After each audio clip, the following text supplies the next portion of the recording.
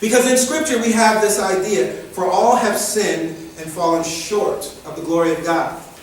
And so in order to understand this text, we must look at the Hebrew. The Hebrew alphabet contains 22 letters. The 21st letter is sin, or shin, S-I-N or S-C-H-I-N or S-H-I-N, depending on where you're looking. And so when the Scripture says, for all have sinned and fallen short, for all have hit that 21st letter and haven't completed to the 22nd. Yes. Now why is that interesting? Why is that deep? Because there's another piece. And this is why the text was written. Again, it's a mystical understanding. It's a deeper understanding. I talked about this weeks ago, that one of the things that's beautiful to understand, if we look at Kabbalah particularly, it's taught that we must first learn the literal stories. We must even be taught that it's historical, although most of it isn't, right?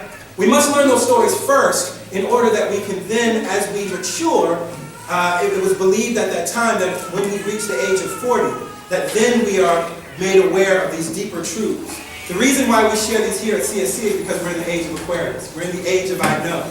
The covers have been pulled off, the veil is gone. And it's time for the world to really understand what's going on. So, for all have fallen short, we get to the 21st letter. Oh, we've fallen short of the complete alphabet, right? But then it goes deeper because we also understand that it takes 9 months for a child to be born. Yes, yes? Mm-hmm. But are we aware that actually the number of completion is 12? We have 12 months in a year. We have, the clock goes from 1 to 12. We understand that that's a complete cycle, right? And so, by the same token, when we're born, after 9 months, we've fallen short of a complete cycle. Oh my God.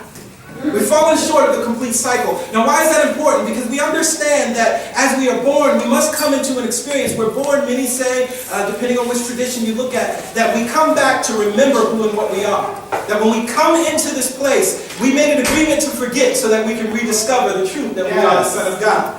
We made an agreement to forget so that we can rediscover that we are more powerful than any circumstance, challenge, or difficulty. We made an agreement to forget so that we can remember the truth that sinlessness, our sinlessness, is guaranteed by God. And then as we come back to that awareness, we then choose to be the light of the world and bring that awareness to our brothers and sisters' minds. And so when we hear the Scripture, all have fallen short of the glory of God, it is simply talking about this astrological and even physiological understanding that when we are born, we fall short. Again, the word sin, shin, the 21st letter, short of the full alphabet, recognizing that we come into life in 9 months, falling short of that 12-month cycle. That's what the Scripture is about. That's what it's teaching us. It has nothing to do with you being bad or evil, or there's something wrong with you.